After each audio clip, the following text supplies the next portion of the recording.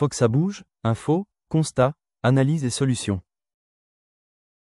Les instituts médico-éducatifs, IME, et les maisons d'accueil spécialisées, MAS, en France sont des structures essentielles dans l'accompagnement des personnes en situation de handicap, mais leur public et mission diffèrent. Malheureusement, le manque de place est colossal. Seulement 10% de ce public dans le besoin peut être pris en charge à ce jour. Ce chiffre reste approximatif et optimiste par rapport à la réalité. Les instituts médico-éducatifs, IME, création et évolution. Les IME ont une histoire qui remonte à la fin du 19e siècle avec la création des premiers instituts médico-pédagogiques, IMP, inspirés par des figures comme Édouard Séguin et Bourneville. L'objectif initial était de prendre en charge les personnes présentant une déficience intellectuelle. Au fil du temps, ces structures ont évolué pour inclure les instituts médico-professionnels, IMPRO, destinés à la formation professionnelle. La loi du 30 juin 1975 en faveur des personnes handicapées a marqué une étape cruciale en posant l'obligation éducative pour tous les handicapés et en reconnaissant le rôle des IME. Plus récemment, la loi du 11 février 2005 pour l'égalité des droits et des chances, la participation et la citoyenneté des personnes handicapées a renforcé le principe de l'inclusion scolaire et sociale, incitant les IME à s'adapter et à développer des partenariats avec le milieu ordinaire. Des décrets et arrêtés, notamment ceux d'avril 2009, ont précisé les modalités de création d'unités d'enseignement au sein des IME, visant à faciliter la scolarisation en milieu ordinaire lorsque c'est possible. Les IME sont agréés pour accueillir cette jeunesse, généralement de 3 à 20 ans, avec des variations selon les établissements présentant, eux, des déficiences intellectuelles avec ou sans troubles associés. À l'origine, ils accueillaient des déficiences légères à graves, mais aujourd'hui, ils prennent plus souvent en charge des personnes avec des déficiences sévères, des troubles du comportement, des difficultés d'apprentissage ou des pathologies psychiatriques. Le polyhandicap. Les troubles du spectre de l'autisme, TSA. Les besoins auxquels répondent les IME sont multiples, éducation et enseignement adapté. Ils proposent une scolarité individualisée en référence au programme scolaire, ainsi qu'un soutien aux apprentissages. Soins et rééducation. Prise en charge par des équipes médicales et paramédicales, médecins, infirmiers, psychomotriciens, ergothérapeutes, orthophonistes, etc. Accompagnement éducatif. Développement de l'autonomie, de la socialisation, de l'épanouissement personnel et des compétences de communication. Soutien à l'insertion professionnelle. Pour les jeunes, avec des sections d'initiation et de première formation professionnelle, SIPF, et des actions visant à faciliter leur insertion sociale et professionnelle. Accompagnement des familles. Soutien, guidance parentale et maintien du lien familial. Les IME fonctionnent en internat, semi-internat ou externat, et l'orientation est décidée par la Commission des droits et de l'autonomie des personnes handicapées, DAF. Les maisons d'accueil spécialisées, MAS, création et évolution. Les MAS ont été instituées par la loi de 1975 également, et leurs missions ont été définies par le décret du 26 décembre 1978. Elles sont apparues pour répondre aux besoins d'accueil d'adultes handicapés nécessitant une surveillance médicale et des soins constants, ne pouvant être pris en charge ni en établissement, ni dans les foyers de vie occupationnels existants. Depuis leur création, le nombre de MAS et de foyers d'accueil médicalisés, FAM, ont augmenté sous l'impulsion de plans de création de places pour l'hébergement médico-social. Un effort particulier est fait pour l'accueil des personnes souffrant d'autisme, de troubles psychiques ou de polyhandicap. Les MAS accueillent des adultes en situation de handicap gravement dépendant dont les capacités à réaliser les actes essentiels de la vie courante, se nourrir, s'habiller, se déplacer, sont altérées. Ces personnes nécessitent une surveillance médicale et des soins constants, ainsi que des aides à la vie quotidienne.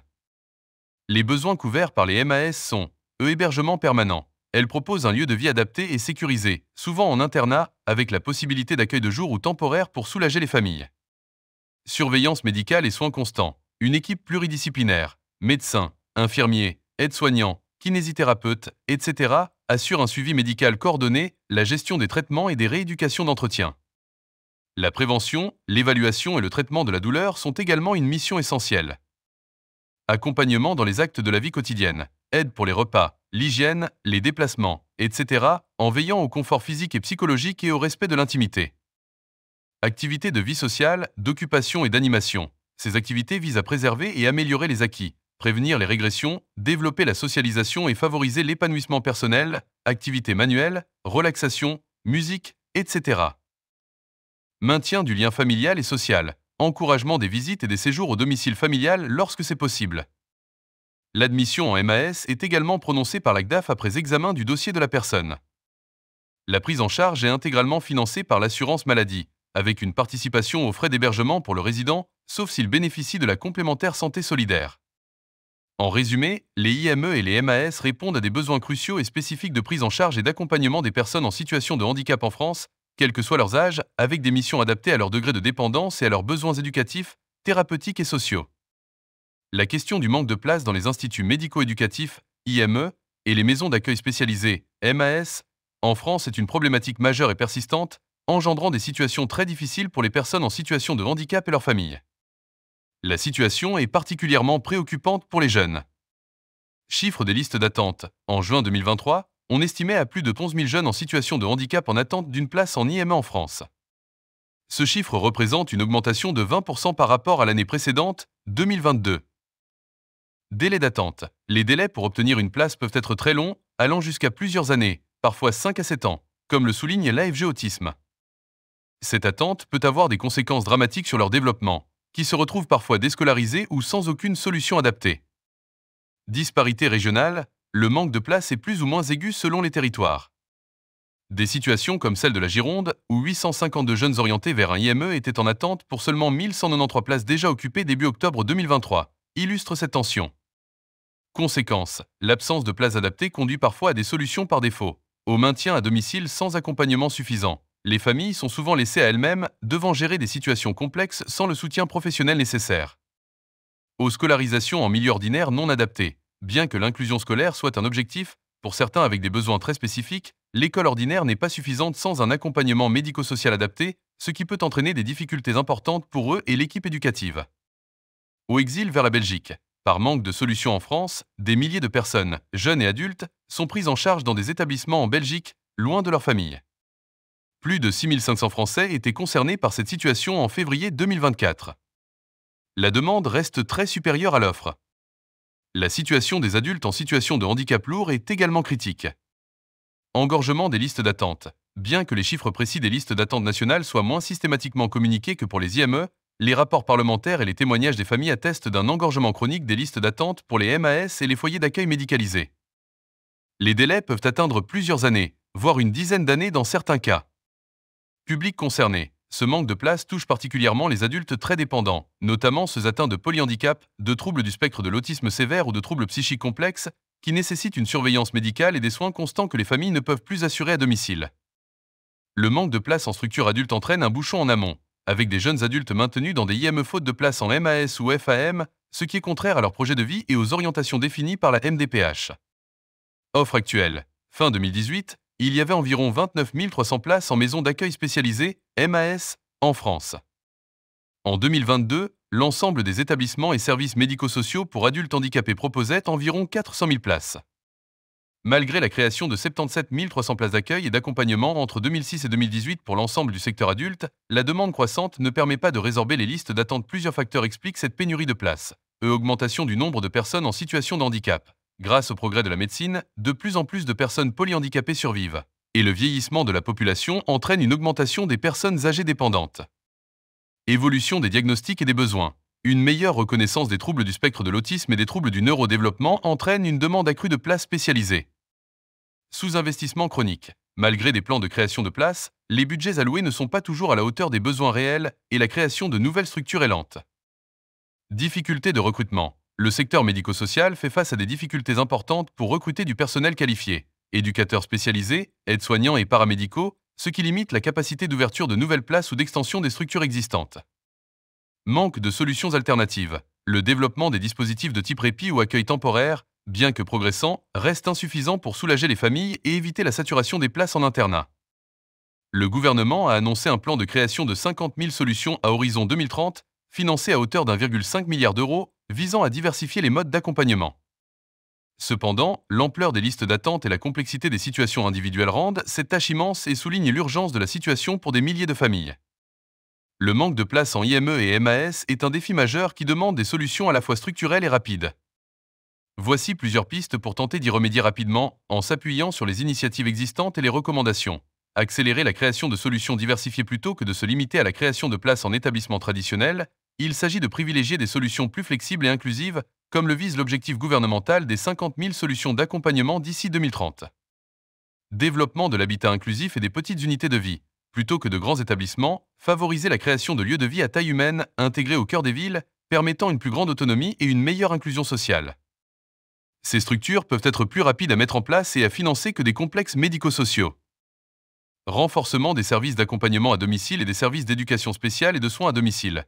Permettre aux personnes de rester le plus longtemps possible à leur domicile en leur apportant les soutiens nécessaires. Aide humaine, soins, stimulation, etc. Cela désengorge les établissements et répond à l'aspiration de nombreuses personnes à vivre en milieu ordinaire. Développement de l'accueil temporaire et du répit. Multiplier les solutions d'accueil temporaire, quelques jours, quelques semaines, pour soulager les aidants familiaux, souvent épuisés. Cela permet aussi de tester des accompagnements avant une orientation plus pérenne. Ces solutions peuvent être mises en place relativement vite via des dispositifs existants. Plateformes de services intégrés et coordonnées. Mettre en place des plateformes qui coordonnent l'ensemble des acteurs, médico-sociaux, sanitaires, éducatifs, sociaux, autour de la personne et de son projet de vie. Cela permet une meilleure optimisation des ressources existantes et une fluidité des parcours. Optimiser les places existantes et fluidifier les parcours au développement de l'amendement Creton. Cet amendement permet le maintien temporaire d'adultes handicapés dans des structures pour les jeunes, IME, lorsqu'aucune place n'est disponible en structure adulte.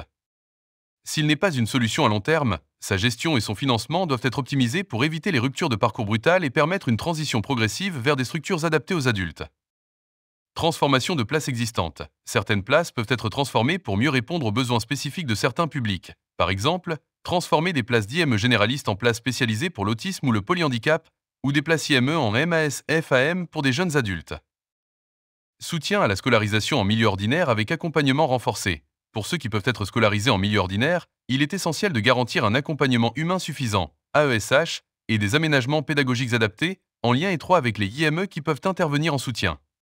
Cela permet de libérer des places en IME pour les enfants qui ont les besoins les plus lourds.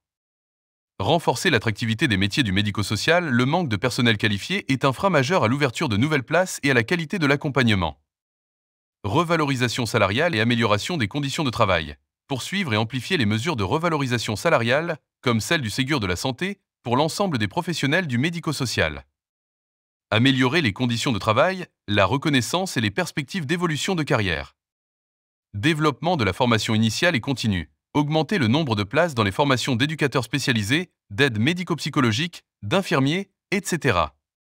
Développer des formations continues adaptées aux spécificités des différents handicaps, autisme, polyhandicap, etc. Campagne de recrutement et promotion des métiers. Lancer des campagnes nationales de communication pour valoriser ces métiers essentiels et susciter des vocations. Simplifier les procédures administratives, harmonisation et simplification des démarches MDPH. Alléger le fardeau administratif pour les familles et les professionnels, accélérer les délais de traitement des dossiers et des notifications d'orientation. Amélioration de la coordination entre les acteurs. Mettre en place des guichets uniques ou des plateformes départementales qui coordonnent les différentes réponses possibles et accompagnent les familles dans leur démarche. Soutenir et former les aidants familiaux et renforcer l'information et la formation des aidants. Leur donner les outils et les connaissances pour mieux accompagner leurs proches, en lien avec les professionnels. Développer les dispositifs de répit, avec des solutions d'accueil temporaire ou d'intervention à domicile pour soulager les familles. En synthèse, il n'y a pas de solution unique et rapide, mais une combinaison d'actions coordonnées. La priorité est de passer d'une logique de place à une logique de parcours individualisés et diversifiés, en mettant l'accent sur l'inclusion et le soutien à domicile, tout en augmentant l'offre d'hébergement pour les personnes dont les besoins le nécessitent absolument. Le succès de ces mesures dépendra d'une volonté politique forte, de financement suffisant et d'une collaboration étroite entre l'État, les agences régionales de santé, ARS, les départements, les associations et les professionnels du secteur. Il est très difficile de donner un chiffre exact et unique du nombre de personnes handicapées en France qui auraient besoin d'un accompagnement en établissement spécialisé pour plusieurs raisons. 1. Définition du handicap et des besoins. Le handicap est une notion complexe et les besoins d'accompagnement sont très variés. Une personne peut avoir un handicap mais ne pas nécessiter un accompagnement en établissement, préférant et pouvant rester à domicile avec des aides. La nécessité d'un accompagnement en établissement est une décision individualisée, prise par la Commission des droits et de l'autonomie des personnes handicapées, DAF, et évolue avec l'âge et la situation de la personne. 2. Volonté des personnes et des familles. Toutes les personnes handicapées qui pourraient bénéficier d'un accompagnement en établissement ne le souhaitent pas forcément, ou leur famille préfère un maintien à domicile avec des aides, si cela est possible. L'inclusion en milieu ordinaire est également de plus en plus privilégiée lorsque c'est pertinent. 3. Données disponibles. Les statistiques officielles provenant de la Direction de la Recherche, des Études, de l'Évaluation et des Statistiques fournissent des chiffres sur le nombre de personnes accompagnées en établissement, le nombre de personnes bénéficiant de certaines prestations ou déclarant des limitations fonctionnelles. mais elle ne recense pas de manière exhaustive et directe toutes les personnes qui auraient besoin d'une place en établissement. 4. Les personnes hors les murs ou à la rue, bien qu'il n'y ait pas de chiffre exact, on sait que de nombreuses personnes handicapées, en particulier celles atteintes de troubles psychiques ou de déficiences intellectuelles sévères avec troubles du comportement, se retrouvent sans solution adaptée et parfois sans abri ou en situation d'exclusion.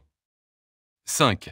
Les personnes maintenues à domicile sans accompagnement suffisant. De nombreuses familles gèrent à domicile des situations très complexes sans l'aide nécessaire des services médico-sociaux, faute de place ou de solutions adaptées.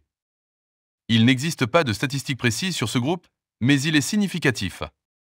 Pour estimation globale, si l'on additionne les personnes accompagnées, les personnes en liste d'attente et celles en Belgique, on atteint déjà un chiffre d'au moins plus de 510 000 personnes qui sont ou devraient être accompagnées en établissements spécialisés.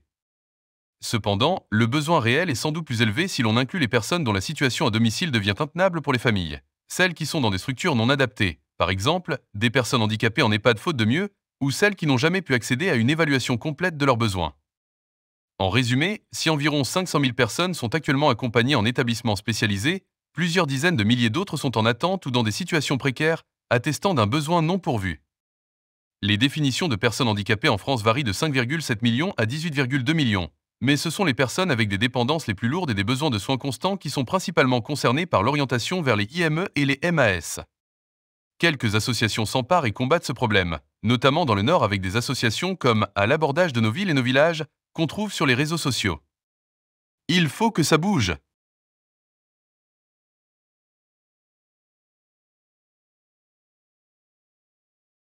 Faut que ça bouge, info, constat, analyse et solutions.